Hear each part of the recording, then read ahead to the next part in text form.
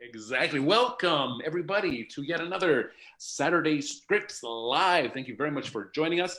We've got a fun script tonight to read for you called The Wild Guy, written by a couple of based out of Calgary. So it's some good. Who's making that noise? It's some good, wholesome Canadiana from the early 90s. I think it was published in 1992.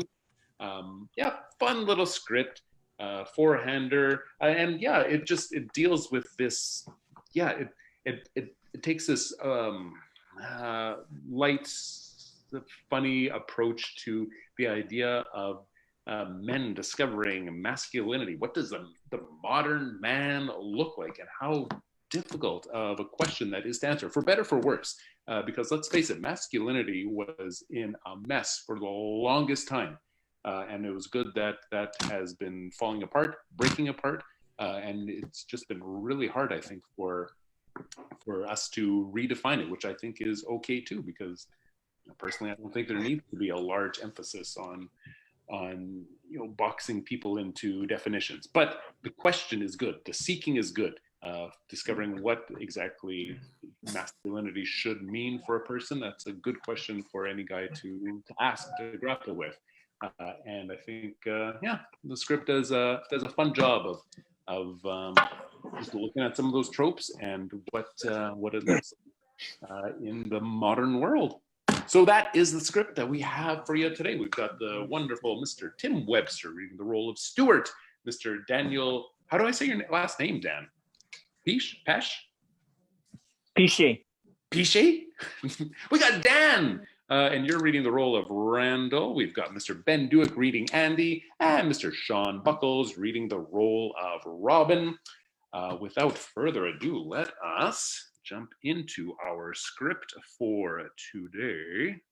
Let me see here. I can do this. You know what's going to be great? Like one day I'll have like someone like running tech for me, and they can do all this Zoom stuff behind the scenes, so I don't have to do it myself. Okay, here we go. The Wild Guys by Andrew Wreggitt and Rebecca Shaw. Act 1, Scene 1. Spotlights come up one at a time on the heads and shoulders of the four wild guys, all of whom are on the telephone. Stuart is in a grocer's apron. Andy has a tie and jacket. Randall has on a white shirt, tie askew. Robin is wearing a collarless shirt and a leather thong around his neck, with the animal claw of some kind dangling from it. Maxie, it's me. Listen, great news. I just got a call from Andy Graham, guy from head office. The big honcho who's so impressed with Hawaiian Crazy Days. Yeah, he wants me to go with him on a guy's weekend kind of thing. It can only mean he wants to talk promotion. Yes, Barbara Graham, please. It's Mr. Graham. Her husband? Well, ask her to step out of her meeting, please. Maybe a bigger outlet. Wouldn't that be something? Life in the big city? I don't know. Erdi? Westaskoin? Who knows? Hi, Barbara. It's me. I just wanted to remind you that I'm taking some guys out on a weekend men's retreat today. Well, in that case, I probably won't see you before I go. We're driving up tonight and starting out for the lake early tomorrow morning. Randall, Robin, and a fellow from our store in Lone Pine. Yes, the same guy who came up with that bizarre Hawaiian promotion. Hi, Tammy. Bad news, kitten. I can't make it this weekend. I know I did. Look, Tammy, believe me, there's nothing in the world I would love more than to do the triathlon with you. I know, and I feel terrible about it. But I totally forgot that I promised Andy I'd go on his men's sensitivity weekend with him. Mrs. Filbert? Hi there, it's Robin. Andy Griffin. He's a very important client, a top executive at the Superfood Mart, and he's really into that shit. Robin Cunningham, from the Eco Store? Oh, I'm fine, dear. How are you? That's a shame. Uh-huh. Listen, the reason I know, what can you do? Cats just go wherever they want to, don't they? Listen, the reason I was calling was I promised I'd sit with you at the recycling bin on Saturday. No, this Saturday. Anyway, I can't make it. This wonderful opportunity has come up. One of the guys from my local men's group is going to take a few of us out on a soul exploration weekend. Drink a few beers, fish a little. He's bringing up a couple of his pals from the city. I'm taking them to Zippermouth Lake. Men rediscovering their primal natures in the forests. A chance to fuel our kinship with stone, water, fire, tree. What's Danny up to this weekend? No, the forest, Mrs. Filbert, not the florist. Well, maybe you should keep an eye on him. Yes, I remember what Linda said about trust. I know, it's not very far, but there's an older guy coming along. All weekend? Why are you meeting on the weekend? I know. Bus passes are way too expensive in this city. Listen, I've got to go, Mrs. I know, a few beers, that's all. I gotta Then go. I'll see you Sunday night after your meeting. Right. Kisses. Good luck this weekend. Bye. Bye. Bye. Jesus. Jeez. Blackout. Scene 2. As the music continues, lights come up slowly and rosy in an imitation of the rising sun. On stage are a few trees and several large rocks suggesting the bush country. Stuart enters. He wears a worn and bulging backpack that clinks mysteriously. He is followed by an enthusiastic but exhausted Robin, whose own extra-large backpack has a deerskin drum and guitar tied to it. Next comes Randall, still looking fresh and fit. Then Andy brings up the rear. The men walk single file across the stage and exit. A long pause. Stuart re-enters, followed by Robin, Randall, and Andy. They continue walking in the same line. Hey, Stuart. Yeah? We were just here. Yeah, I was going to take us on a shortcut, but I decided against it. Can we rest for a while? If it's 5 miles into this lake, it's been 2 hours of bushwhacking. We should be getting close. Oh, yeah, we're close. Very, very close. God, it's wonderful, isn't it? I can already feel the primal blood starting to course through my veins. Smell that fresh mountain air. In Dr. Rothenberg's new book, he says that it's important to physically remove yourself from the source of your stress in order to begin some kind of healing process. That is so true. You'd tell us if you thought you might be lost, right? Lost? We're not lost. My God, I grew up out here.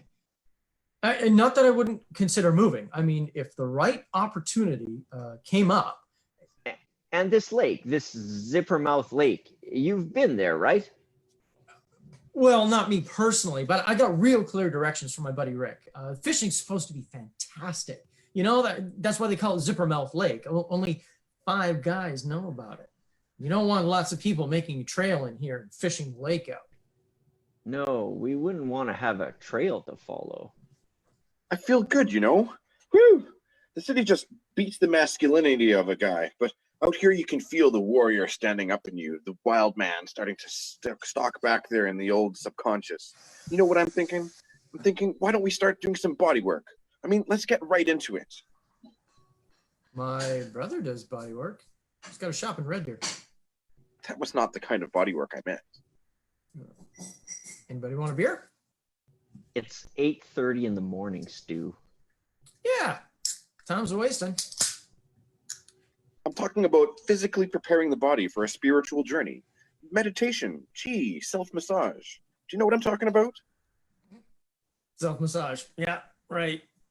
We do it every week. Yeah, who doesn't, eh? In our group, before every meeting. You do it together? Stuart, Robin is talking about a Taoist form of mental and physical relaxation, like rubbing your kneecap a certain way, or the back of your neck. Oh! I wanted to do a full body work session too, Robin, but maybe we should wait until we get to the cabin. It's just that the weekend is so short. A little meditation might ease us through the transition we're making as we physically pass from the desensitized world of civilized man to the hypersensitive world of forest man.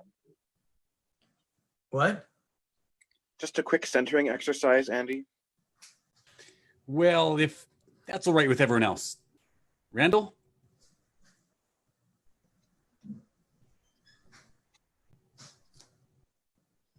Andy sits cross-legged on the ground, and Robin and Randall both imitate the position. They begin to relax. Stuart looks on in confusion. He starts to edge away. Stuart, you'll join us, won't you? You know, I thought maybe we'd have a few beers, a few yucks, but I don't know anything about this stuff you're talking about. Oh, for heaven's sake, it's meditation. It's not that difficult a concept to grasp. It's about using your brain. Come on, Stuart, try it. You might be pleasantly surprised by the experience. Stuart reluctantly assumes the position. Okay, everyone, eyes closed. Now breathe in deeply and out. Breathe in and out. This isn't some sort of weird cult, is it? Oh, sweet Jesus. Because, I'm Presbyterian, eh? No, it's not. Just relax, Stuart. Breathe in. Start to feel the Earth's energy being drawn up through you and out. You're like a tree with roots. Up from the center of the Earth, through your buttocks, and into your lungs, and out to the top of your head. Breathe in and out. Breathe in and out. Can you hear the chi beginning to move in you like a wind, awakening your heart and lungs and liver and... I can hear my stomach. Oh, God, this is hopeless. Well, I'm hungry. Maybe we should wait until we're at the cabin and we're a little more comfortable with each other. I'm sorry, Stuart. I guess I didn't explain very clearly the nature of this weekend. No. Look, I don't want to put a damper on things. I'm as hip as the next guy, I just thought when you said a guy's weekend, you meant, Drinking and throwing up? Yeah. It's a different sort of guy's weekend, Stuart. Let me try and explain. A couple of years ago, I realized that my lifestyle had left me isolated, without many real male friends. I'd achieved success in my personal and professional life, but I still felt that something was missing. So I began to attend a regular men's meeting, just a study group really. But I was fascinated by getting to know this diverse new network of men. Network? Weekends like this are about men talking to men, really talking. You mean about work, like jobs, promotions and stuff? Yes, but not just that. We also talk about how we feel, what drives us, what makes us feel sad or fulfilled. Well, I'm with Stuart. What I feel is hungry. Yeah, I'm starved. Where's those cheesies, Rob? My name is not Rob. It's Robin. Right. Whatever. Come on. Cheesies. Robin, all the food's in your pack. Let's go.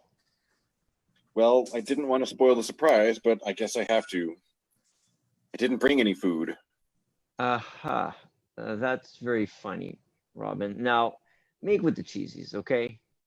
Don't you see? This is the perfect way to draw the wild man out of us. We spend a weekend hunting and gathering like countless generations before us, back to the dawn of time itself.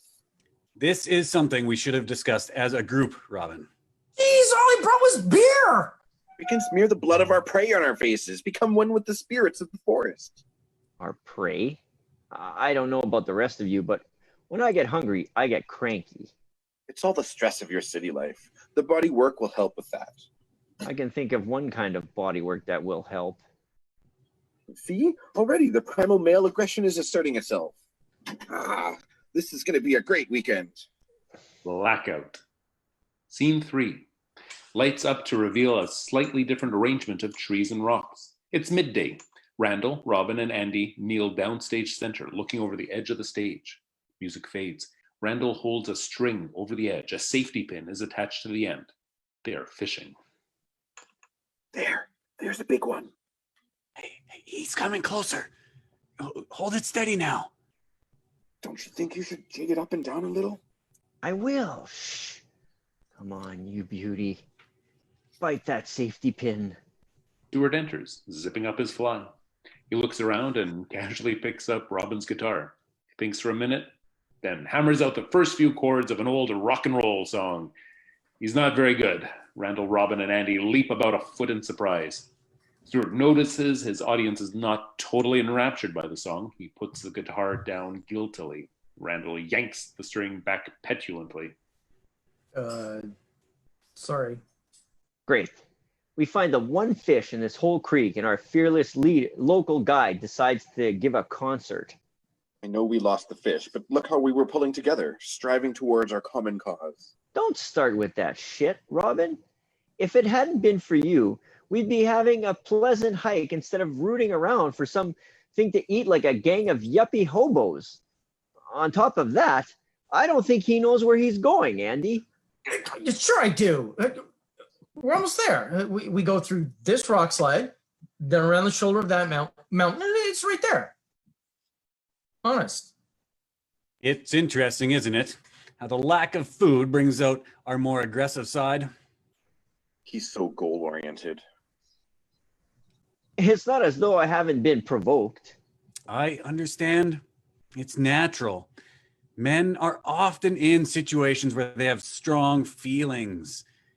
But usually social convention requires us to hide them. That's one thing a weekend like this tries to achieve. We try to reach those emotions riding just below the surface.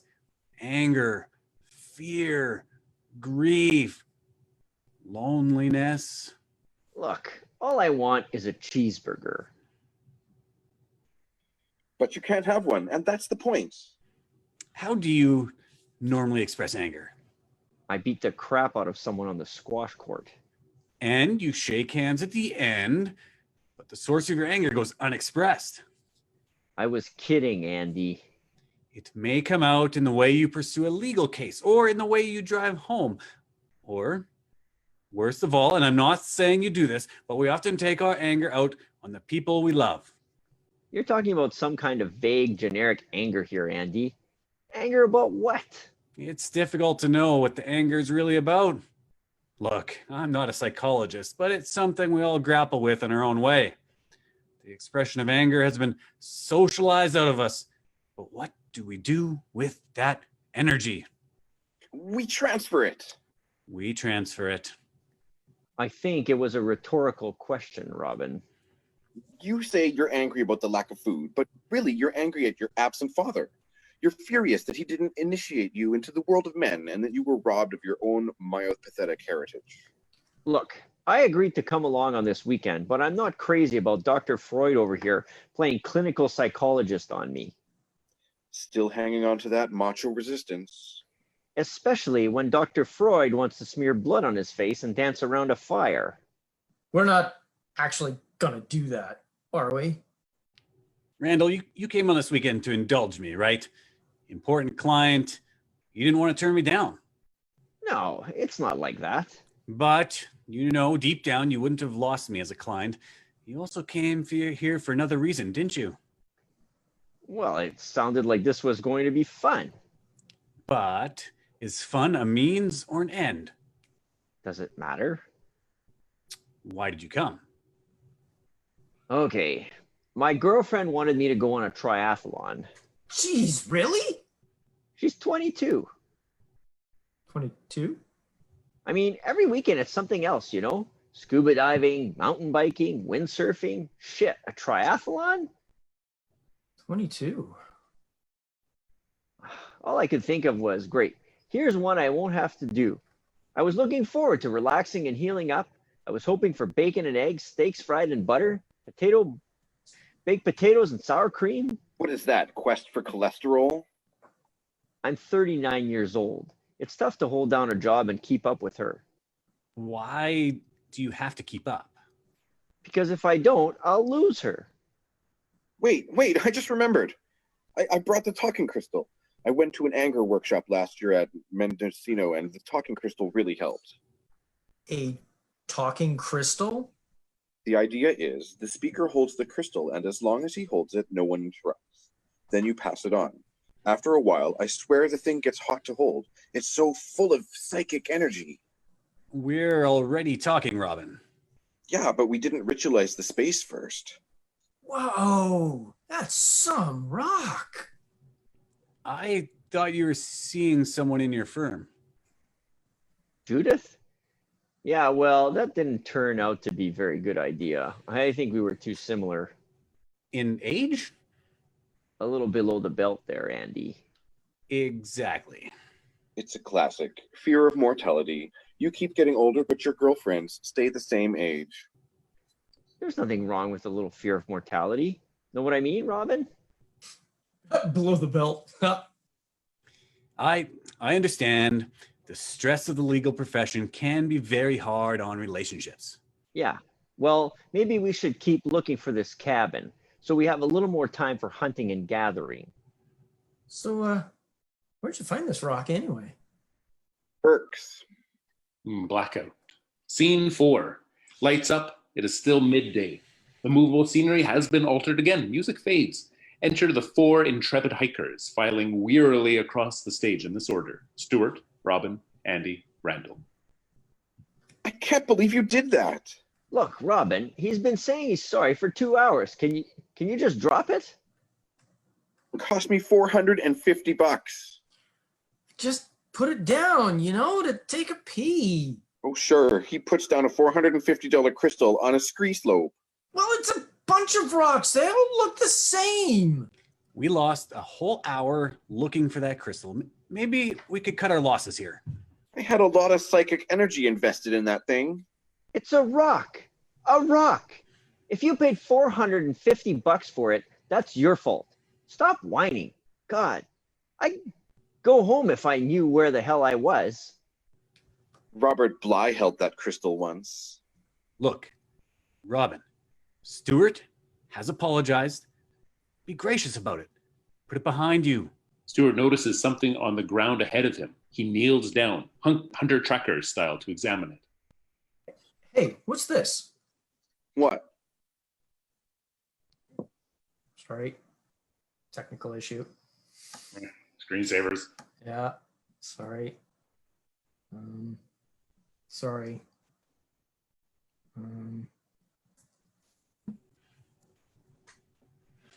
Sorry. Oh, there we go. Well, that's it. Cabin's just up here. Yeah? What makes you so sure? Well, it's obvious, isn't it? I mean, these are the tracks of the last guys to go up there. That's a good sign. At least we're not alone out here. I told you I knew where I was going. I suppose you city guys get a little nervous when you lose sight of a high rise. They can't be more than a day or two old. You guys are going to love this cabin. It's got everything in it. Fishing rods, nice little wood stove. Holy smokes, look at the size of this guy's feet. They look like snowshoes. Yeah, those are real boats, aren't they? Must be size 12 and a halves. They all look at Stuart's foot. The foot is a perfect fit. Andy, Randall, and Robin put their feet into other tracks in comparison. Oh, for God's sake. Stuart, These are our tracks. you mean we've been going in circles all this time? Okay. You're lost. I'm not. You are too. Admit it. No. He's lost. So are we. We don't have any food. We don't even have a tent.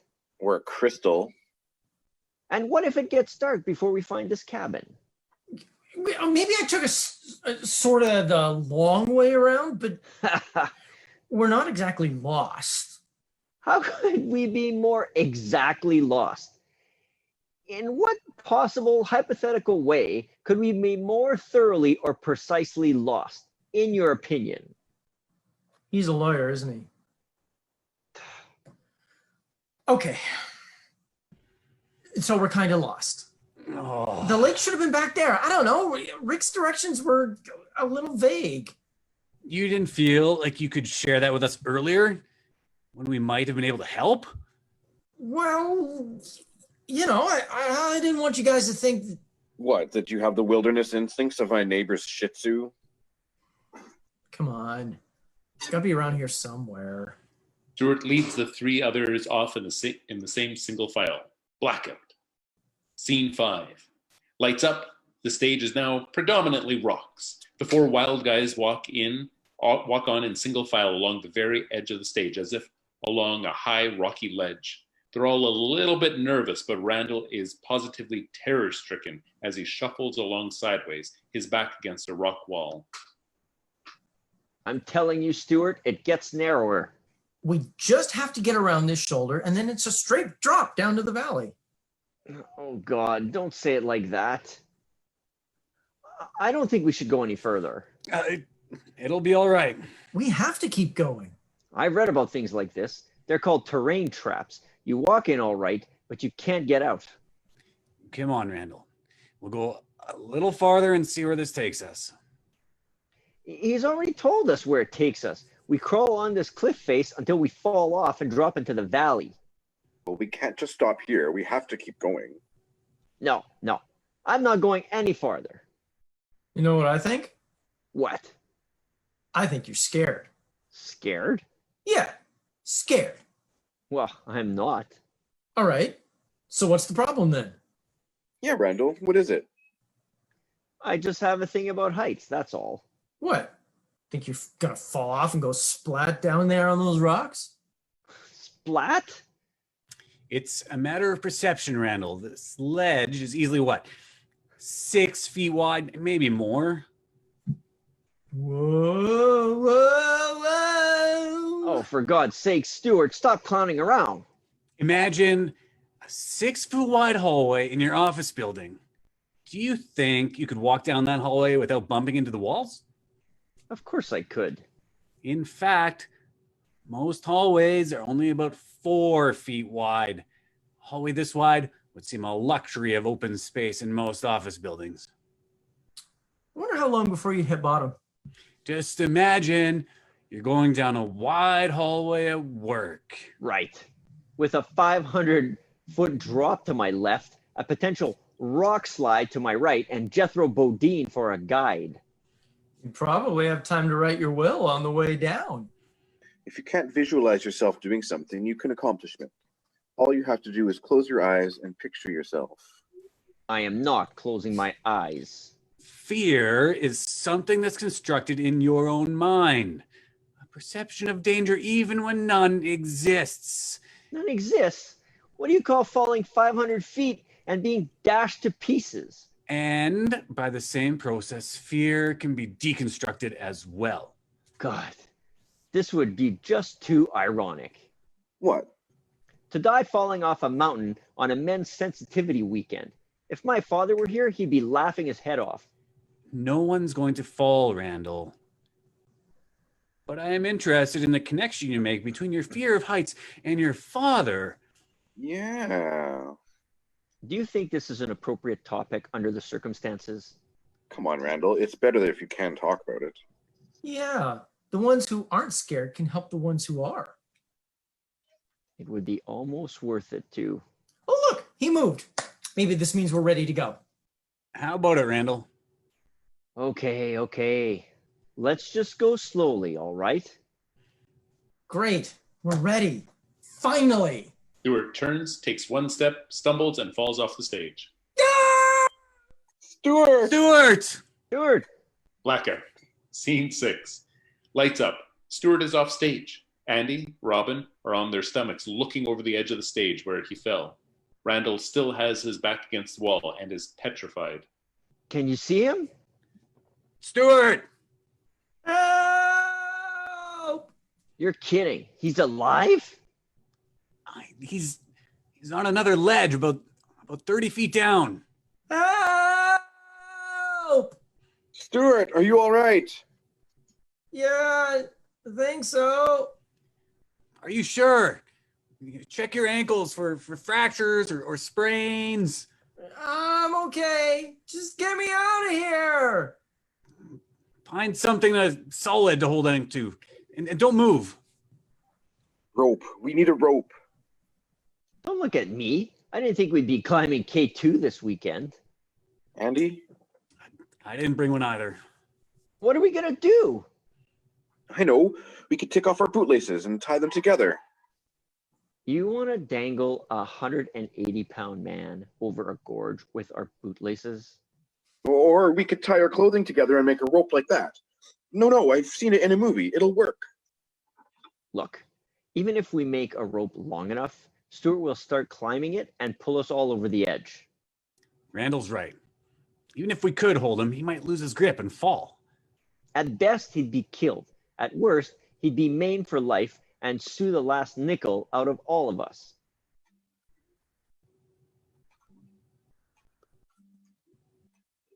Andy! What's going on up there? It's okay, Stuart. We're working on it. Well, we can't just leave him there. It's too dangerous to try and pull him up without proper equipment. We need help. Right. Let's go back and get help. We're lost. It could take us days to find our way out of here. You guys! What are you doing? Don't worry, Stuart. We'll get you out. What's he doing? Having a beer. We can't leave him alone on that ledge. Right, Robin. You stay behind. Andy and I'll go for help. Me? Why me? I don't think we should split up the group. If we don't, what will we do? I mean, we're stuck. This becomes quite a moral problem, doesn't it? It does? Guys! Our natural urge is to stay and comfort Stuart. But in the end, is that really the best decision? Yeah, I don't know if we're waiting here for a rescue party to find us is such a good idea. I mean, who knows where he's brought us? Not him, that's for sure.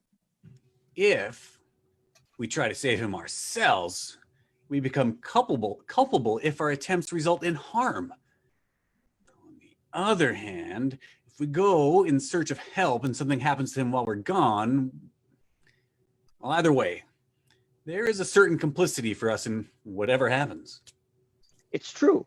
You can be sued for taking action or for not taking action. Guys? But you're talking about this as though it's a negative thing. You don't think that Stuart falling off a cliff is a negative thing? Well, of course it is. What I mean is, accepting responsibility for each other in a group setting is not negative. It's empowering. I hate that word. Well, it is. It empowers each member of the group. That's the problem with modern society. We've forgotten how to be tribal. That's ridiculous. Tribal societies were superstitious and gruesomely violent. Not all of them, Randall. Okay, but most of them were. Take the Hopi culture in the American Southwest, for example. You don't think we could get back to the topic here? What are we going to do about Stuart? Well, maybe we should ask him. After all, he's the one most directly involved. That's a good idea. Yeah, good thinking, Robin. Maybe we can get him to sign a waiver or something. Oh my God. What is it? He's gone. What? How could it be gone? Gone where? Oh my God. Oh, shit. It's our fault, you know. We should have done something. We're all responsible. Each of us. A single hand comes out of the wings and Stuart pulls himself on stage as if pulling himself back up the ledge. In his other hand, he has a half-finished beer. Well, thanks for the help, you guys. Stuart! You should have seen when I opened this beer. Kablooey! You really got shook up on the way down. How did you... I followed the ledge around, led back up here. Thank God you're all right. You just walked back up here? Yeah, no big deal. No big deal. Well, you could have told us what you were doing, for God's sake. Did it occur to you that we were worried? Yeah. Do you have any idea what we were going through up here? We're all in this together, you know. You could have said something. Well, it's not that easy to get your attention. You know what I mean? Anyway, I found another way down, Andy. We're all set. I think I figured out where the lake is. We were in the wrong valley. That's all. We'll be tucked in the cabin less than an hour. Guarantee it. The wrong valley? We should have tried the bootlace thing. Blackout. Scene 7. Lights up on a new arrangement of rocks and trees. Music fades. Randall, Andy, and Robin are sitting by their packs, engaged in a heated debate. Stuart's pack is on stage, but there is no sign of Stuart. All three men have their boots off and are applying band-aids and moleskin to the blisters on their bare feet. They are swatting at mosquitoes. I don't know how you can say that. He's a creation of the 50s. Not at all. He's a very typical modern man. I know we laugh at him, but really, he's more sad than anything. Oh, for God's sake. Well, what would you say about a guy who is so alienated by his job that he's late for work every morning? It takes the cooperation of his entire household just to get the poor man out the door. But he can't change the downward spiraling pattern of father-provider. Okay, so he's got a few problems. More than just a few problems. He's a study in powerlessness. A man whose unconscious needs are at war with the life he's trying to lead. He feels stalled and undervalued at his job. That's why he's constantly angling for a raise or promotion. Maybe he just wants to get ahead. But he always fails. It must be very hard on him. How can he share that kind of emotion when he gets home? He can't, which brings us to his home life. What's wrong with his home life? He's got a decent house, a couple of kids, a dog. A sleeping disorder and an eating disorder. Oh, please. This is the man who spends most of his time at home asleep on the couch, facing the wall. And in the middle of the night, he's in the kitchen devouring everything in the refrigerator. Does that sound normal to you? Look at the women in his life. Pert, pretty, and so objectified, it's impossible for him to develop a real relationship with any of them. Just look at their names. Blondie, Cooksy, Tootsie. Okay, I admit it. Dagwood Bumstead is a typical 90s man. Robin and Andy raise their fists and exchange a men's movement salute. Oh! Oh! Hell is Stuart. Stuart! Dagwood Bumstead is a man who could really benefit from the man's movement. And so could you. I don't join movements, revolutions, or Book of the Month clubs. But how else can men come together and deal with issues like this? Men need meaningful dialogue in their lives. What makes you think the men's movement has cornered the market on meaningful dialogue? It's just possible that the ordinary male is not totally screwed up, you know? There are intelligent men who can carry on a reasonable conversation without a crystal. He's going back against the wall. He's got it. The crowd goes crazy. So, what are you guys talking about? Nothing. We were talking about a comic strip, Stuart. Oh, yeah? Which one? Dagwood. Dagwood? You still read Dagwood? Jeez, kind of 50s, don't you think? Now, Garfield's funny. I got a Garfield anthology for Christmas. You see the one where he sticks a dog in the waffle iron? Stuart, Yeah? what do you talk about when you get together with your friends? Your male friends, I mean. Now I get you. When you have a conversation, what do you talk about? Well, sports. What else? Okay, Andy, point taken. They all leave Stuart. He scrambles to get his pack, then follows. Hey, did you guys see the Jays game last Saturday? Bullpen was awesome. 6 Ks in the last 3 innings. Traveling music. The Wild Guys cross the stage a couple times as the hike continues. At appropriate fade ups and fade downs, we hear Stuart still talking sports while the 3 guys trudge on, ignoring him. I saw them when they were playing at Exhibition Stadium. Doubleheader with the Mariners. Steve lasted 6 innings. They walk some more.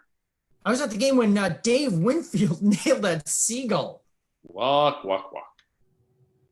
2 World Series in a row. I got game 6 of the 93 series on tape. You know, I still bring it out for parties and stuff. Music is replaced by the sound of rushing river before Wild Guys wind up standing in a clump, staring disconsolately across the stage. The river is in front of them. It is now early evening. The river sound stays up long enough to establish a large river. So what do we do now? Call Rescue 911? I don't believe this. This is the wrong valley too, isn't it, Stuart? He's trying to get us all killed, Andy. I'm not. Look, it's not that deep. Oh no, I'm sure. I suppose it's not cold either. It's fast, but it's not that deep. This man tells other people what to do at work. I hope your store is well insured, Andy. Now, Robin. Hey, I'm a good manager. Ask anyone at Lone Pine. It was an omen. We lost our center when we lost the crystal. We should have turned back right then. I do special orders for customers. I give birthday cards to my staff. Okay, Stuart. The question is, what are we going to do now about this river? We cross it. Why should we cross it? We'll just be as lost as on the other side as we are here. Well, we can't go back the way we came, or we'll be up on the cliff at midnight. I say we make camp on the other side of the river. At least there's wood over there, so we can build a fire. It's a pretty fast current, Stuart. It's not so bad, so we get our feet wet. So what? So what? These are $400 leather hiking boots. We obviously don't have a choice. So let's stop bickering and get on with it. I'm sending you a bill for these boots. We'd better form a human chain, so if one of us falls, the other can grab him before he's swept away. Swept away? Randall steps into the river, grimaces at the cold, and holds his arms out for the next guy. Robin is still standing off to one side. His deep breathing has become faster, and he is in some danger of hyperventilating. My God, this water is freezing. Come on, let's go. Stuart comes next. He crosses in front of Randall. No, this is cold. Stuart links arms with Randall and stands in the river, a little wobbly against the current. Okay, Andy. Andy steps into the river, makes his way to the end of the line, holding on to Stuart and Randall. Andy slips a little as he gets to the end of the line. Watch it. I got you. Okay. Yeah. Oh, this is damn cold water. You're not kidding. Okay, Robin, let's go. You guys go on ahead without me. What? What? Hurry up, Robin. Yeah, come on. We're losing our weenies out here. I can't. You what? What do you mean you can't? I can't, that's all. I tried to visualize the crossing, and I couldn't do it. I can't go out there. In the water. I can't, that's all. The three midstream wild guys look at each other, then clamber back onto the shore along the same chain. Robin, we just went through this with Randall. You're not in any danger. I still have a latent fear of water from the time when I was 6, and my mother accidentally sat me in the wading pool. Robin. I've been working on it in therapy for the past few years. Robin. I have this very clear image of myself struggling underwater, unable to get up. I haven't been in a swimming pool since. Whenever I think of it, Robin, no one's going to sit on you in the river. We promise. Of course, the issue of whether there really was an accident or not has been some concern in the session of the last few months. What if she was playing out some deeply hidden aggression? Maybe she was just trying to get you to shut up. My therapist says I could still be harboring resentment about that incident. I'm beginning to build up a little resentment. What we need to do is figure out how we're going to get you across the river. I guess one of us could carry him. Oh, sure. You'll probably drop me. We can't carry him and keep our balance in this current. Besides, Robin needs to work this out for himself. I tried the creative visualization techniques I learned at my Successful Life course, but it didn't work. You're just going to have to try again. The image of me standing in the river keeps being replaced by the image of my mother's. Oh, for God's sake. Randall, even if his fear is irrational, it's still fear. It needs to be acknowledged and dealt with. See how visualizing is supposed to help? Well, I'm sure you wouldn't. I mean, he's visualizing himself in a river, right? Well, the guy he's visualizing is himself, and he's scared of water, right? You know, maybe Stuart has a point. Maybe you should replace your image with a more positive role model. Like who? I don't know. But what if we helped you? All of us. Well, maybe. Group visualization can be very exciting. We don't want to be stuck here all night, do we? If we can help Robin to motivate himself, it's in the best interests of the entire group. Andy's right. Okay, what do we have to do? Well, first you sit in a circle, preferably touching each other in some way. No touching. Touching's out. Maybe you should let me lead this exercise, Robin. Okay.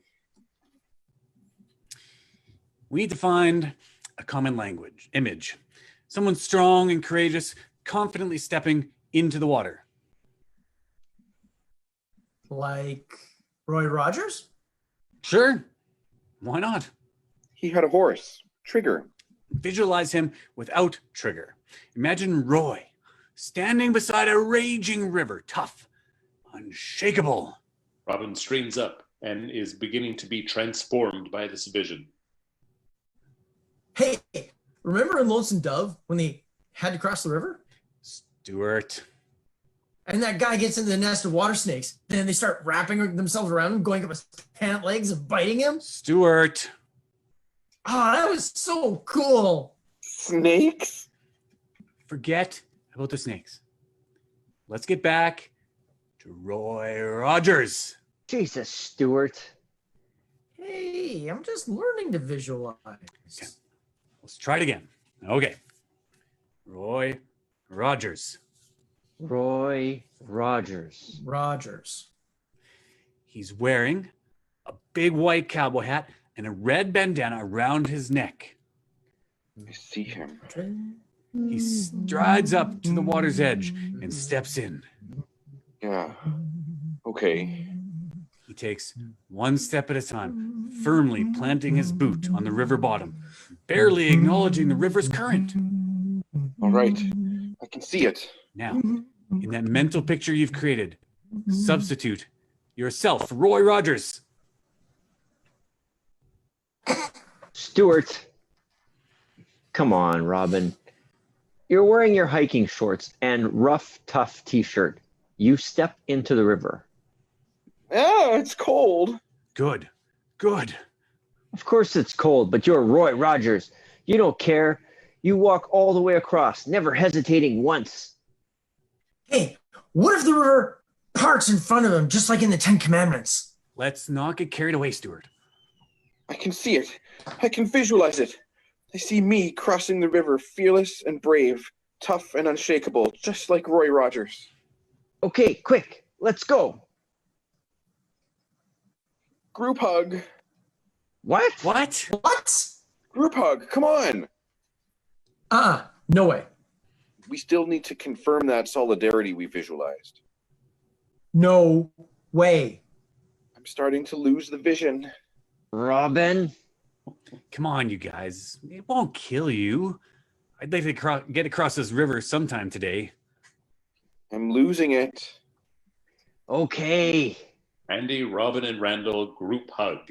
Stuart hesitates, then walks out and joins the hug, an extremely uncomfortable grimace on his face. Robin is very pleased with himself. You see how rewarding it is to exchange real, honest emotions? That's enough. Let's go. Into the drink, Roy.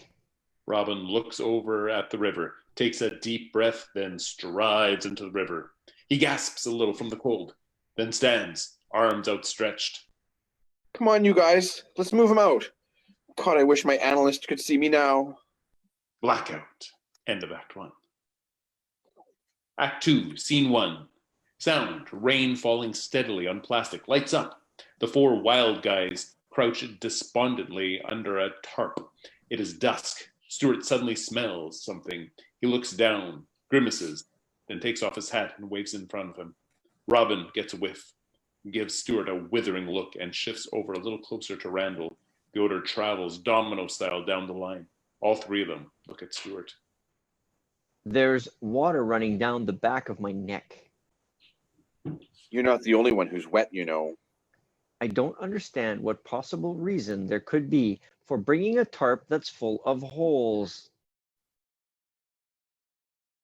I didn't know there were holes in it. It's like a huge soup strainer. Well, I used it to cover my snowmobile last winter. The neighbor's kids must have been poking holes in it. Brats.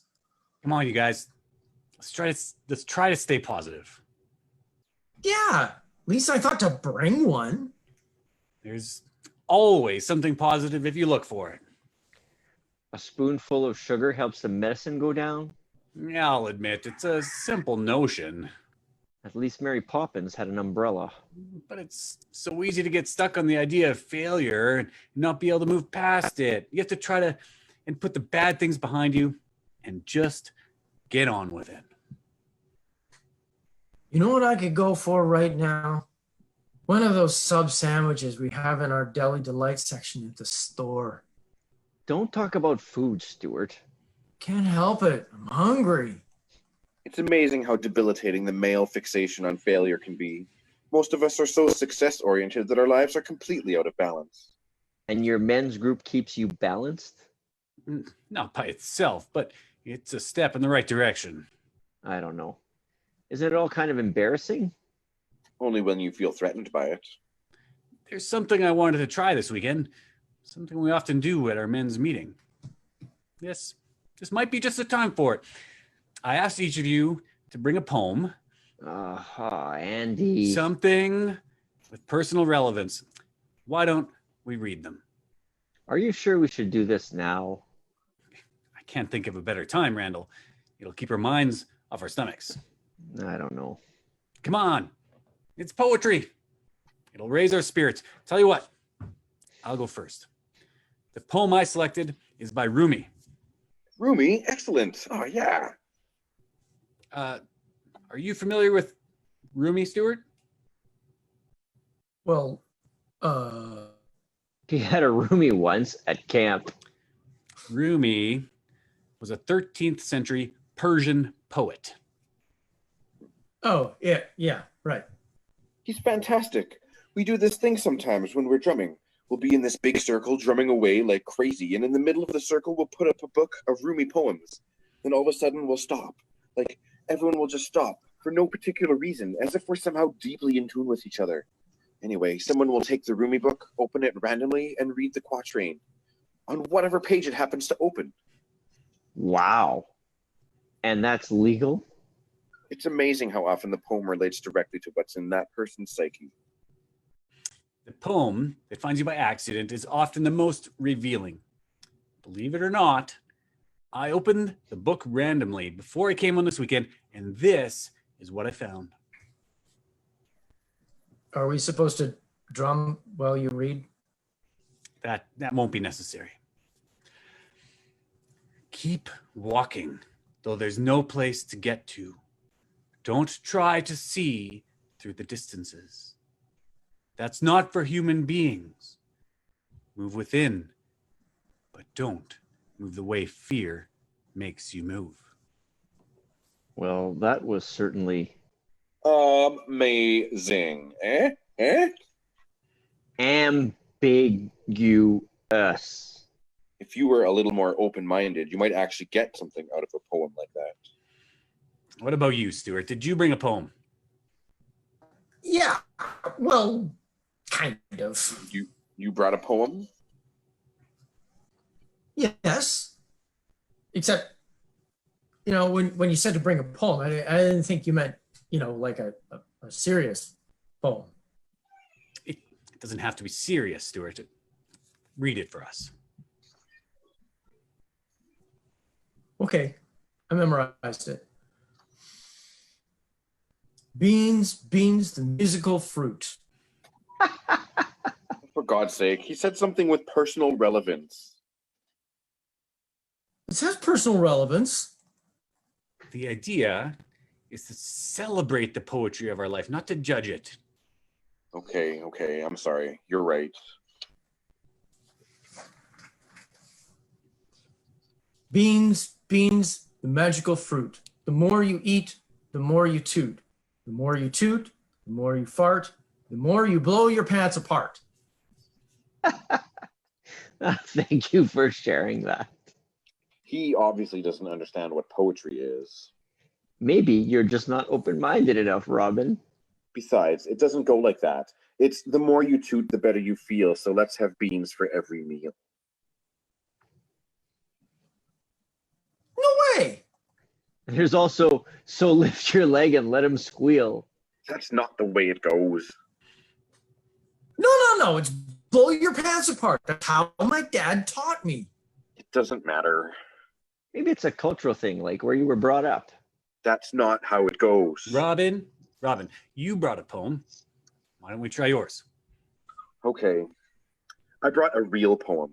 It was written by a man I met in Camp Medicine Mesa. I never knew his real name.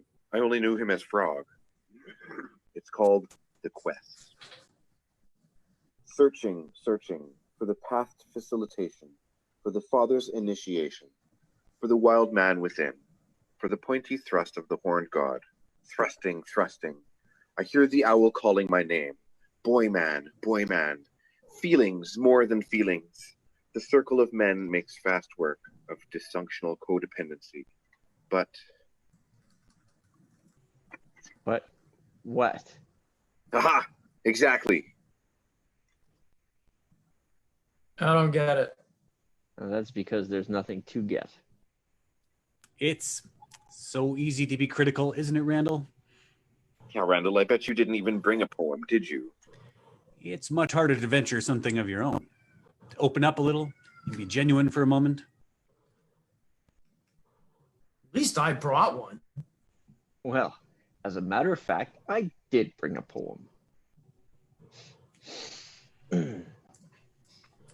When father was away on business, when lightning strikes, when the legends die, when the wind blows, when things were rotten, when time ran out, when wolves cry, when women had tails, when women lost their tails, when worlds collide, when your lover leaves, when's your birthday? Where are the children? Where eagles dare? Where the boys are? Where the boys are? Where the buffalo roam? Where the green ants dream? Where the red fern grows? When the river runs black, where's Papa? Wow, I have to say, I'm impressed. You surprise me, Randall. You really do. Yes, well, That's an amazingly insightful poem, Randall. Where on earth did you find it? I know that poem. It sums up so many things we deal with in our group. I was really moved. I was. I've read that somewhere. It's so familiar. I'd like a copy of that poem. Whose is it? Bly? Snyder? it's kind of obscure. Creeley? Movies! They're all movies. Where Eagles Dare, Clint Eastwood and Richard Burton. Where the Boys Are, Connie Francis and Yvette Mimieux. Where the Buffalo Roam, Bill Murray. What are you talking about? They're movies, man. Every line in the poem is a movie title. Is that true, Randall? Wasn't really a poem. They're movies? Okay, I couldn't find any poetry books at home. I tore a page out of the index of my home video companion. At least I brought a real poem. You may think that you read a nonsensical list of movie titles. But wasn't it interesting how personally relevant many of those lines were to your own life, Randall? It's a random page torn out of a movie index, Andy. And yet it contained references to your father, your childhood. You think you tore the page out at random, but really the page found you.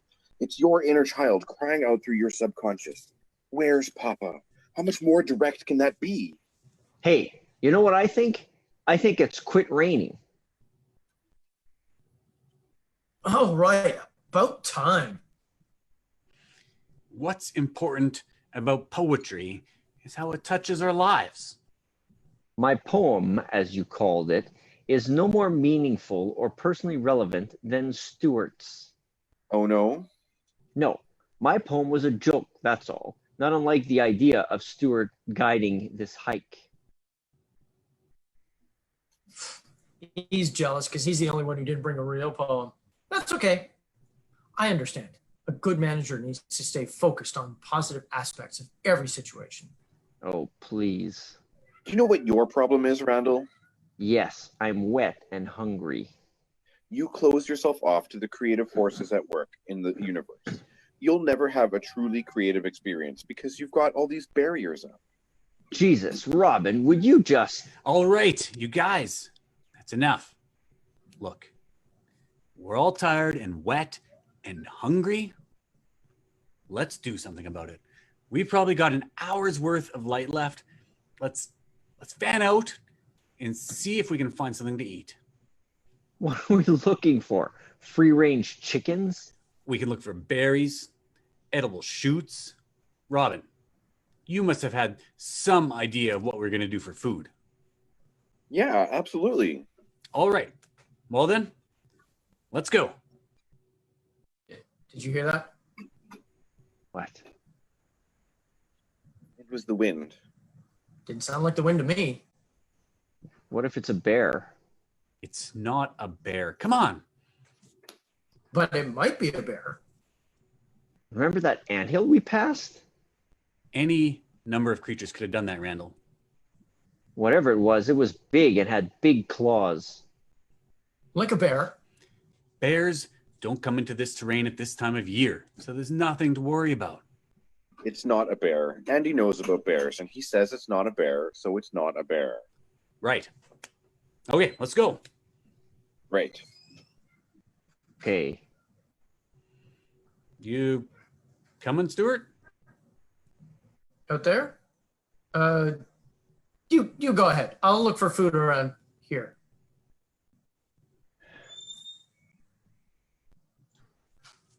Hey, you guys, wait up. Blackout. Scene 2. Lights up. Stuart, Randall, and Andy sit around a small campfire. 4 sleeping bags are stretched out around them. Andy holds a Tillery Endurable hat full of berries.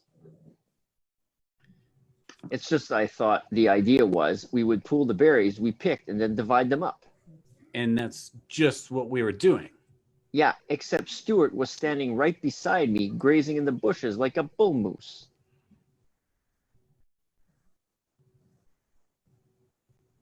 I was not. Yes, you were. I saw you. Do you do that in your produce section at work? I don't see why we should have to share the berries we picked while he was filling his face. I wasn't filling my face. Okay. I make out 83 Saskatoon berries here. It's not great, but it's the best we could do given the light. So that's 20 berries each. Plus 1 extra for everyone except Stuart. Here, they're all yours, crybaby. Don't you think this is getting just a little petty? Look, we've climbed a mountain and crossed the river today. Our feet hurt. I don't mind you. We're all a little tired. Enter Robin. He has a bandana tied around his head, something like blood smeared on his cheeks, and he carries a stick, which he imagines is a spear. He's walking energetically towards the campfire, hopping on one foot, then the other, ready to dance around it. What are you doing? A warrior should celebrate his fire. Yeah, celebrate this evening fire feast. Come on, you guys. What have you got all over your face? The blood of prey. Saskatoon berries? Well, we haven't caught any prey yet, but that's what the books say you're supposed to do. Hey, I know, we could build a sweat lodge. Why don't you just sit down and eat your supper, Robin? Someone forgot to bring their quaaludes. What kind of warriors are you guys anyway? We should be celebrating our accomplishments. But you guys don't want to do anything. You mean other than sleep and eat and sleep indoors? Hey, I lost a very important object today. a sacred object. Well, I'm getting through it, and I'm ready to keep the spirit of the weekend alive, which is more than I can say for you guys. Robin's right. Granted, a few things haven't gone the way we expected, but we can still accomplish what we came here for. Yeah. When I was at Mendocino, we built a 15-foot wooden penis, and we did a very emotional naming ceremony around it. Let me guess. You named it Dick. No, we named each other. But obviously, you guys aren't ready for that kind of breakthrough.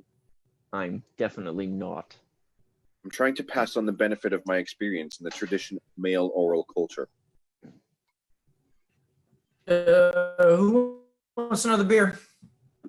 While you guys were arguing over a handful of Saskatoon berries, I was out setting a rabbit snare. In the morning, we'll be roasting rabbit over our breakfast fire. Where did you learn to set a rabbit snare? The New York Times Guide to Outdoor Gastronomy? The Weekend Warrior Handbook, New Age Edition. I hope you won't be offended if I don't start sauteing the onions yet.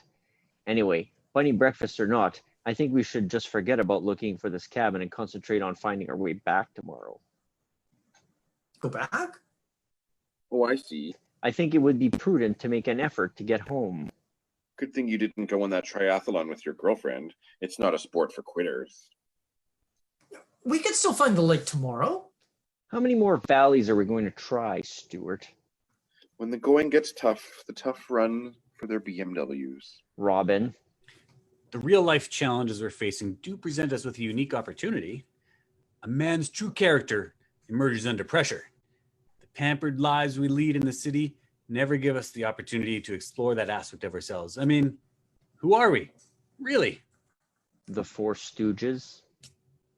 Now that we've been challenged in a physical way, are we courageous enough, Randall, to look farther and challenge ourselves emotionally?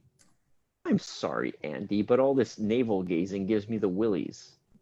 You're afraid of what you might find. Lint, that's all. Look, I feel sufficiently challenged for one day. My warrior instincts are telling me to go home and order a pizza. Well, I think Andy's right. Okay, so I got us lost. We can still make the best of it. We can still turn this into a successful weekend. Just like I did with the Hawaiian Crazies. You remember my Hawaiian Crazy Days promotion, right, Andy? Oh, yes, I remember. You know, palm trees made out of crepe paper, checkout girls all in hula skirts. It was all my idea. Talk about moving produce. Hey, we sold one heck of a lot of pineapples. Which was fortunate since you ordered an entire truckload by mistake. Yeah. Okay, but we sold most of them, right? I mean, it could have been worse.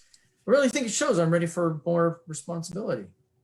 Just be sure he has a map when he sets out from the frozen foods, Andy. You see, the thing is, I've been managing the store in Lone Pine for 10 years now. I feel like I'm ready for a new challenge within the organization. Bigger store, maybe. Hawaiian Crazy Days certainly showed what you're capable of. Thinking on your feet, adapting to new challenges. It's what it takes to be a good manager. Right, Andy? Let's talk business another time, Stuart. Another time. Another time. Okay. All right, then. Let's have some fun. I mean, we're on a guy's weekend, right? We still have some beer. It's quit raining. The old lady isn't here to tell us to mow the lawn or clean up dog poo. We're free. Woo! Woo! Hey, Rob, you brought your guitar. Why don't you give us a tune? Well, I don't know. I know most of course, a few Neil Young songs. There is one piece I've been working on. Right on. Okay, what is it? Dylan? Actually, it's my own composition. Wow, great. When I was at Mendocino in May for a combined Encountering Your Inner Shadow and Power Dance workshop, I was meditating by myself one day when I started watching this bumblebee as it was approaching a flower. It was a beautiful dance of power and yielding, so I wrote this piece. It's called Encounter. Robin pauses dramatically, then in an overblown way, plinks the strings of the guitar above the bridge. He pauses again. then attacks the bass string, thrumming up and down on the same 3 notes in an imitation of a 400-pound bumblebee. Pause. Plink. Thump. Robin ends his song with a flourish. There is a long, empty pause. Do you know any credence? That's the stupidest thing I've ever heard. That was very interesting, Robin. You know, Robert Bly says that the whole men's movement is about dancing with grief. I felt an echo of that sentiment in your song. The question is, whose grief is it? His or his audience? What about the Beach Boys? Do you do any Beach Boys? It's the dual grief of the bee and the flower. And Andy's right. Grief is the cornerstone of the men's movement. You mean self-indulgence is the cornerstone of the men's movement? Okay. Maybe a tune wasn't the right idea. Why don't we try some of that breathing thing, that in-out thing, center of the earth, top of the head stuff. I'd suggest we try a naming ceremony, but we don't have a crystal.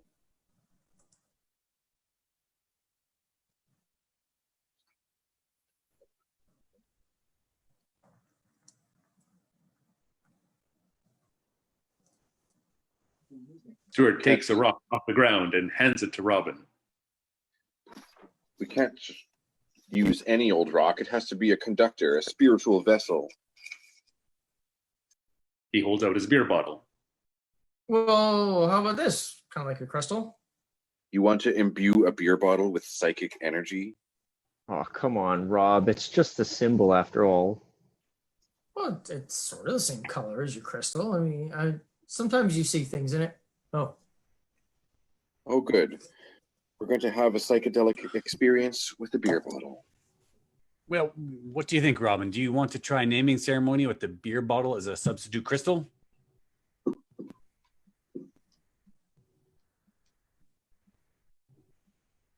Yeah. Come on. Take a whack at it. I don't know, Andy. I feel there's some sort of psychic vacuum around this campfire. You have to remember that you've had a great deal more experience in this area than Randall or Stewart. You'd expect a little skepticism, wouldn't you?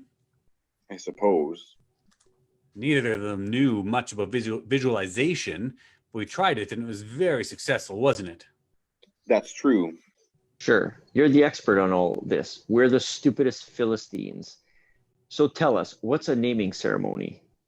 A naming ceremony is designed to discover a man's true name, the name he carries deep in his soul, the one that best expresses his inner self.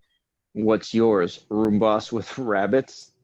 Oh, that's it. That's enough. We'll just forget about having a meaningful men's weekend. You've been harassing and ridiculing us every time we tried to do anything of real value. So if that's the way you want it, let's just sit out here and stick our blind male behavior patterns. Robin, don't be upset. Come on. What was your name? I'm not telling. Why don't you tell them, Robin? They won't laugh. Yes, they will. No, we promise. Scout's honor. I don't believe you. No, really. Tell us. No. My other name is very special, and I'm not going to just lay it out for you guys to ridicule. Absolutely not. I will not tell you. Well, hey, I could play a song. Ra-ho-tep. See, I knew it. Ra-ho-tep. Now, we promised. I discovered about 2 years ago at a past life regression workshop that I used to be an Egyptian holy man in about 430 BC. Oh my God, we've got a sick puppy here. I believe I have the floor. Sorry. I'm telling you, this is the real thing. The workshop was led by J.Z. Knight. You know, the medium who channeled Shirley MacLaine. Oh. I was a keeper of the sacred temple of Osiris near Luxor, but I was murdered. I can believe that. For political reasons. I won't get into the details because you wouldn't understand, but suffice it to say that my quest for spiritual enlightenment goes back many lifetimes. I am what they call a seeker, and the seeker is always mocked and misunderstood. especially by those whose only goal in life is to sleep with an entire sorority. Are you finished? Yes. Robin sets the beer bottle down. Randall reaches over, grabs the beer bottle, and holds it up to show he has the floor. Okay, I've been listening to you go on and on about how enlightened you are and how you've got all the answers for the modern man. Well, if you've got it all figured out, how come you feel the need to go to every new age mumbo jumbo workshop that comes along? I mean, get a life, Robin. Your own life. That just shows you how much you know about me. My turn. Group visualization, your buddy Frog the Poet, a 15-foot wooden penis. Now you're on to past life regression and Shirley MacLaine's channeler, for God's sakes. This stuff is all interchangeable to you, isn't it? I don't know what I think. No. Oh. It's a cumulative process, Randall. I think you're so desperately bored with yourself that you'd buy into any half-witted self-help con game that's going on. Let's just do a little survey here. You can answer by nodding your head for yes or shaking it for no. Have you ever had dinner with the Hare Krishnas? Have you ever taken a Scientology personality test? Are your best friends therapists? Have you ever been Rolfed? Did you participate in the cosmic convergence? Have you ever had a colonic? Do you own a Ravi Shankar record? Robin lunges at Randall. Have you ever been on an EST weekend? Do you own a tape with only the sounds of falling rain on it? Are you now or have you ever been an Amway distributor? There have to be seekers willing to take chances. Yes, and willing to make mistakes if necessary for the sake of the planet. Don't forget the baby seals. We have to reinvent what it means to be man. We have to do it quickly before the planet is destroyed. You don't give a shit about the planet. You're so self-absorbed, there's no room in your psyche for anyone but you. All of you. Rahotep, Shirley MacLaine, Bunny Stalker. When was the last time you had something in your life that wasn't about you? That wasn't about you breathing through your anus or analyzing your poor, long-suffering father? Leave my father out of it. All that shit about mythopoetic heritage, your father probably can't stand to be around you, just like everyone else. Robin stops Randall too, realizing that he's gone too far. A pause, then Robin bursts into tears. My father died when I was 10 years old. The other three men are initially paralyzed by his weeping and don't know what to do. Jeez, Rob. That's okay, Robin. Let it go. Wait a second. This isn't fair. This is how women get out of arguments. I can't help it. Yeah, come on, Rob. Just stop crying. You're supposed to cry over your father on weekends like this. I loved my dad. It's a deep breath. Goes over to Robin. He sits beside him as Robin continues to sob. It's okay. You should be able to cry if you want. It's not like I try to be an asshole, you know. I know I'm not self-absorbed. Don't you think I know that? I'm 38. I've lived alone all my adult life. I watched my mother grow old alone, and I'm scared it will happen to me. I know how you feel. Oh, sure. How would you know? My dad died when I was 15. He did? Heart attack. Runs in our family. I love my dad too. Robin and Randall look at each other. A moment of recognition. Stuart picks up the guitar and starts to strum Neil Young's Heart of Gold. I wanna live, I wanna give, in a minor for a heart of gold.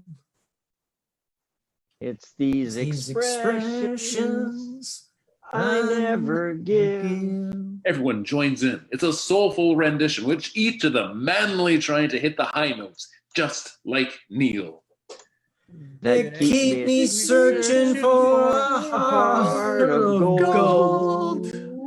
And I'm getting old. Keep me searching for a heart of gold. And And I'm getting And I'm getting old. old. Blackout. Scene 3. Music fades. Lights up on the 4 sleeping wild guys. They are all tucked into their sleeping bags around the smoldering fire. It is the dead of night, and the stars twinkle overhead. There's a rustling sound of the bushes off. What was that? Huh?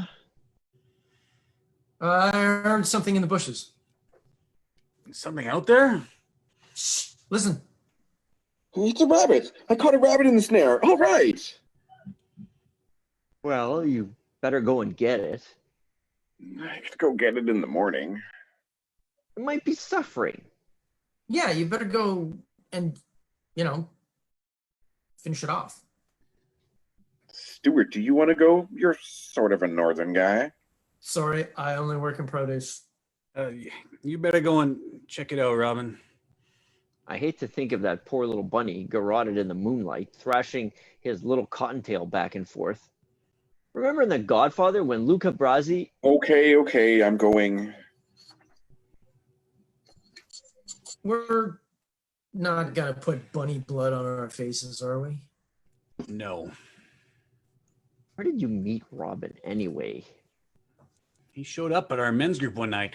I think he was just lonely.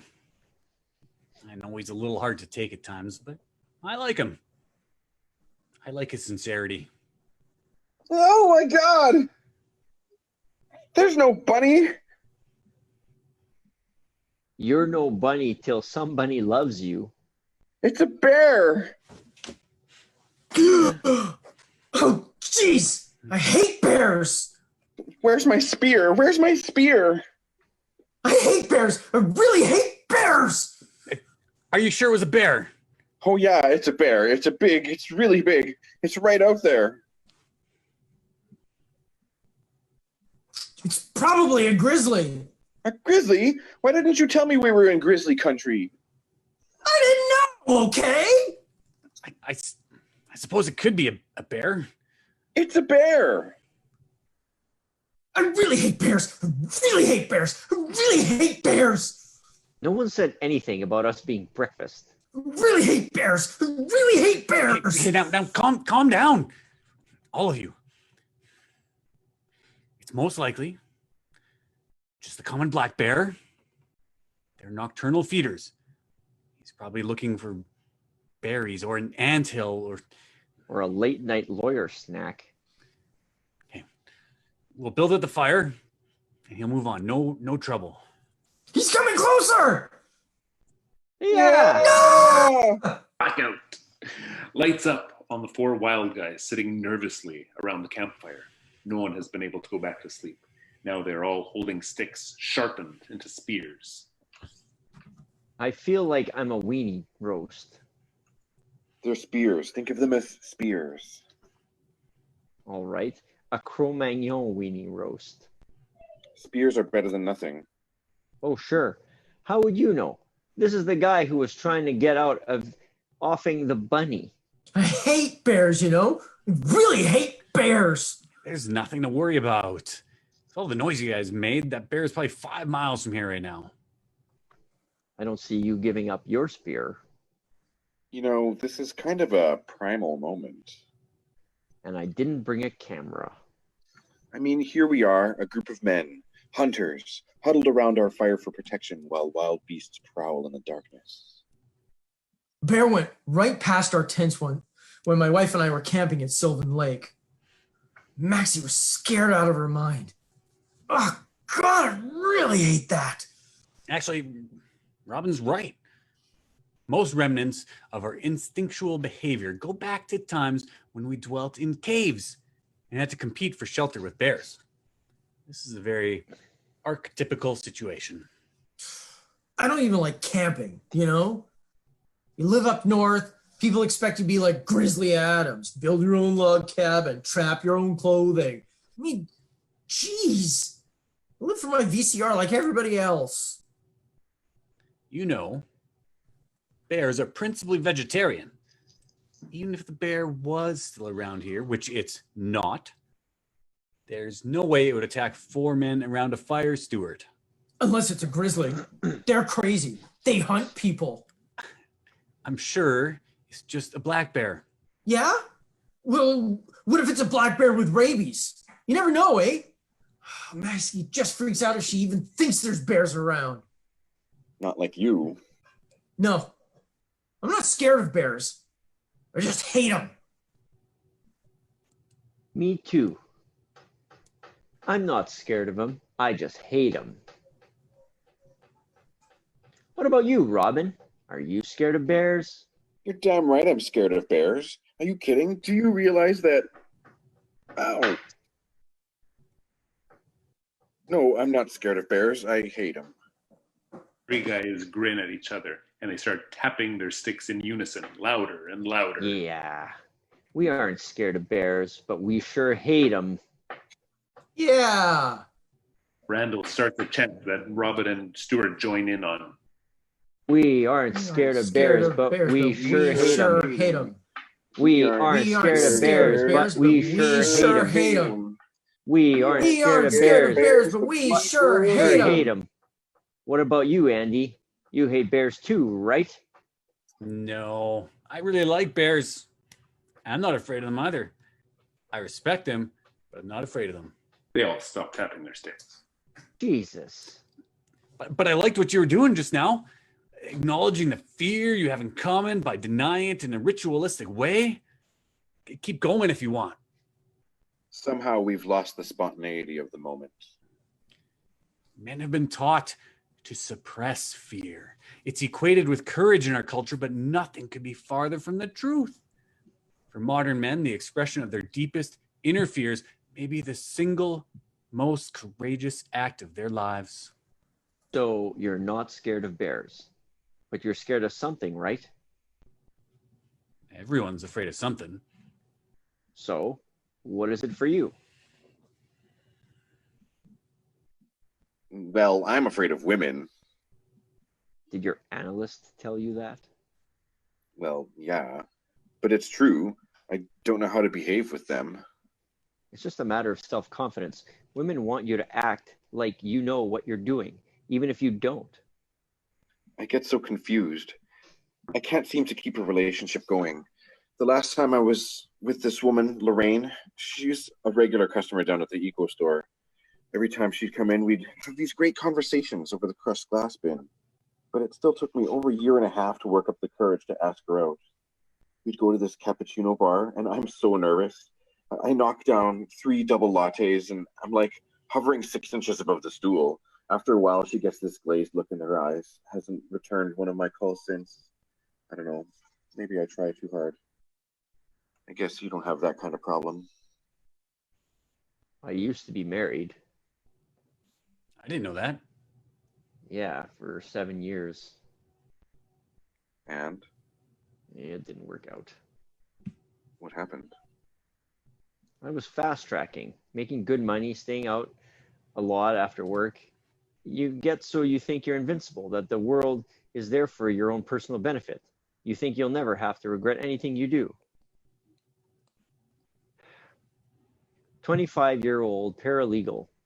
After a while, the guilt started to get to me. I couldn't take it, you know. I broke it off and told my wife what had been going on. She didn't care. We'd let things get so bad, you know. It just didn't matter to her. So we split up. Nothing's been right ever since. I can't seem to get back on my feet. I was just out of high school. I got a date with that year's Miss Lone Pine. It's a big deal, you know. Borrowed a friend's pickup and everything. Went to kiss her and wound up accidentally elbowing her in the nose. She starts bleeding all over the cab. So I go to Henderson Kleenex, right? My ID bracelet gets caught in her dress, rips it, and she freaks out like I'm attacking her. I wasn't. I mean, I'm not that kind of guy. What did you do? Well, you know, I took her home. Spent the rest of the night trying to get the blood out of the shag carpeting on my friend's dashboard. And the whole town found out about this, right? She never told anybody. Neither did I. I always felt so guilty about it, you know? I mean, it was an accident. I'm kind of clumsy. That's all. No one ever explains this stuff. You're just supposed to know how to behave with women. Yeah, like someone goes, presto, you're Prince Charles. Prince Charles? Anyway, that's the great thing about my wife, Maxie. Eh? I don't have to put on a bunch of phony stuff for her. She loves me for what I am, you know? Even if I mess up sometimes. Women are the most frustrating, indecipherable, completely unfathomable mystery. All the women I've ever gone out with wanted me to be someone else. And you were. This is sort of cool, you know? I never talk about stuff like this with the guys on the ball team. Well, maybe you should. Are you out of your mind? This guy, Steve. We play ball together twice a week, right? His wife left him 2 months ago. I found out the day before yesterday. Man. The breakup of a relationship can be one of the hardest things to talk about. But we're like buddies, right? Why wouldn't he tell me? Dr. Rothenberg says the natural impulse is to protect the wound from your own social circle. It's often falsely perceived as a personal failure, a betrayal of society's social contract. There's a lot of guilt attached. Andy, we're talking about Stuart's friend here, and you're talking psychological theory. We need to be able to step back and learn as we go along. In the same way that Tai Chi teaches you to absorb your opponent's energy and rechannel it. Well, that's great for Buddhist monks. But what about Steve? We're talking about a real person here. I was just trying to make the point that guilt is a very strong emotion. No kidding. I feel guilty all the time, especially with women. Starting with my mother. She made me feel guilty for everything, even the fact that my father wasn't around anymore. That wasn't your fault. I know, but the guilt is still there. I feel guilty when I hear the newest violence against women statistics. I feel guilty about sexism on MTV. I feel guilty about inequality in the workplace. The hole in the ozone? Yeah, that one's my fault too. Laundry detergent commercials, the slave trade of the 17th century, the Industrial Revolution, leg hold traps. Willie and Julio? I feel guilty about leaving this toilet seat up. All the unresolved North American native land claims, the automobile, PCBs. PMS. Not getting pregnant. The pill, breast implants, high-heeled shoes. Paul Anka. I feel like I've absorbed responsibility for every rotten thing that's ever happened on the planet just because I have a penis. So I have all these wonderful, deeply empathetic talks with women about how men have screwed up the world, and they all think you're a wimp. And they all think I'm a wimp. So I go out on a few of these men's retreats and try to discover what being a modern, responsible man is about. And now they're calling me anti-feminist. Anti-feminist. Well, I'm sorry, but I read Doris Lessing novels. I go to the feminist film festivals. I would never personally pay a woman less than a man for doing the same job. I don't tell sexist jokes. I know there's a lot of badasses out there, but I'm not one of them. Yeah! It doesn't have to be so confrontational. Barbara and I have found a balance that works for us. Oh, Myra Rishi, please tell us what it is. She has an absorbing and fulfilling career. I have an absorbing and fulfilling career. And you meet in Moose Jaw every 6 months. It's true that we don't see each other as much as we'd like to, but it's part of being intellectually active and living a full life. Intellectually active is kind of an understatement, don't you think? What do you mean? The last 24 hours have been like, you're the 12-year-old boy and we're the ant farm. I mean, this group isn't totally equal, is it? We're not exactly the Four Musketeers, all for one and one for all. Yeah, Randall's right. We're hanging out all over the place here and you're making notes. I've known you for 2 years and I didn't know you had a wife. You've never talked about her. Well, I do have a wife.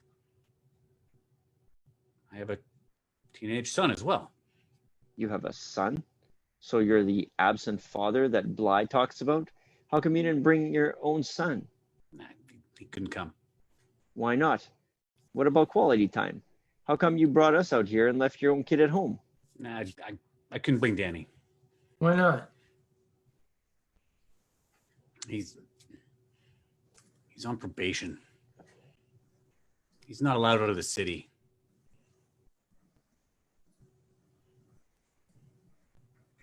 What did he do?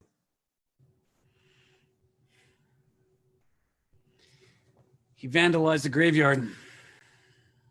A Jewish graveyard. I don't know why. A year in therapy later, and I still don't know why. Where does it come from? Me? In some way I can't understand? My brother stole a car when he was 16. Got busted. But he turned out to be a good guy. I mean, who knows why young guys do some of the things they do, eh? Mom and Dad stuck with him. He was okay, you know? Did you know in many primitive tribes, boys are kidnapped by the men of the village at a certain age to symbolize their passage from the world of women to the world of men? Often a physical wound is inflicted to be a constant reminder that the boy is now initiated. Andy, come and sit by the fire with us. The idea of a male initiation is embedded in the collective unconscious. Andy, don't bullshit us, okay? If you don't want to talk to us, that's all right, but don't bullshit us. Come back to the fire. It's not a sin to talk about yourself, Andy.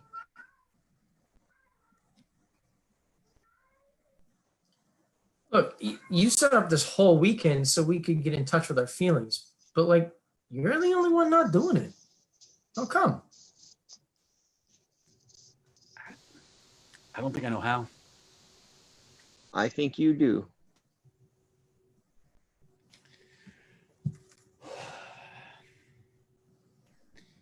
This thing with Danny, it's ruined our marriage. Or our marriage ruined Danny. I don't know which. Barbara's having an affair. Oh, man. She doesn't know that I know, but I do. I don't blame her, really. I understand that she needed someone. She's probably with him right now at this very moment. There's something in here. I don't know what. It's something brooding. It's dangerous. I feel like everything I've done all these years, that it's been for nothing, or worse, much worse. You're pissed off, Andy. Admit it. All right. Yes, I am pissed off. I'm outraged. My son is embracing everything I despise in this world. I have this overwhelming urge to break his rotten neck. And now my wife? She's abandoned us both exactly when we needed her most. How could she do such a thing? No. But you need to let your anger go. No. What I need is time to think. I need to start again somehow. I'm 50 years old, and I still don't understand anything. I feel so lost. Randall reaches out and embraces Andy in a hug. Robin joins the hug, then Stuart. Guess what, brother? We're all hopelessly fucking lost. And we always have been. But there is one great satisfaction in all of this. What? At least we know it's all his fault. Stuart is taken aback at first, but Randall starts to smile. Andy and Robin start to smile. Soon they're laughing hysterically. Robin stops. Oh my God! Nobody move! He's right there. There's a loud rustling in the bushes and snuffling grunting of a bear. The guys back away from the sound, so they end up in a frightened clump. Oh shit. Jeez! Oh shit. Oh, Andy, what do we do? What do we do now? And he stands and picks up his spear. Go, Bruin! Go! The other three just look at him. Go, Bruin! Go, Bruin, go! What? He's leaving. The others jump up and join in the chant, shaking their spears. Randall picks up the drum and begins to beat in time.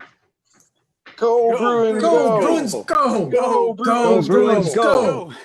Go, Bruins, go! Let's go! Leaping around the fire to the beat of the drums, screaming at the top of their lungs and laughing foolishly at each other. Let's Go, go, Bruins! Let's go! Go. Let's go, Bruins! Let's go! Blackout! Let's go, Bruins! Let's go! Scene 5.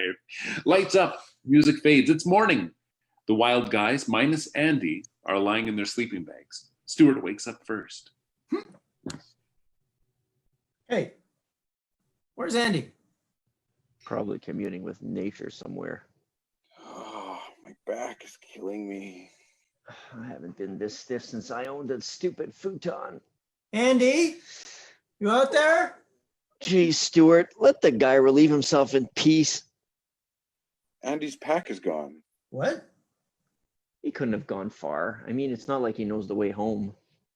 I don't know. It was kind of a breakthrough for him last night. Maybe he just, couldn't face us this morning. Yeah, well, we're not exactly a pretty sight. Maybe he tried to go back alone. And he wouldn't leave us behind. We're the Four Musketeers, right? I thought we were the Four Stooges. Yeah, well, that was yesterday. Look, Robin, I guess I was being kind of a jerk. Yeah, you were. But so was I. What about me? Okay, you're a jerk too. Yes! Morning, guys. Where were you? And he opens up the pack and takes out a large McDonald's bag. He starts pulling out Egg McMuffins, hash browns, etc. The others look at him, paralyzed. It's a beautiful day, isn't it? Listen, I hope everyone likes Egg McMuffins. I figured you guys might be a little hungry, so I got lots of these hash brown things. It's a mirage, Stuart. I'll pass. Opens an Egg McMuffin, waves in front of the guys. It's real. The wild guys fall on McDonald's bag like a pack of ravenous wolves. Turns out we camped a mile from the highway. The others looked up at him, stunned. They look up at Stuart. It's interesting, isn't it? Being lost isn't a physical condition. It's a mental condition. If we had known yesterday, for example, and Andy. Randall steps up to Andy, smears ketchup on his face. Andy is surprised for a moment, then squirts Randall back. The blood of the prey! Stuart and Robin get into the act, and soon they're all smearing ketchup on their faces and doing the dance of the fast food products around the fire pit. A group of friends at last. Blackout. The end.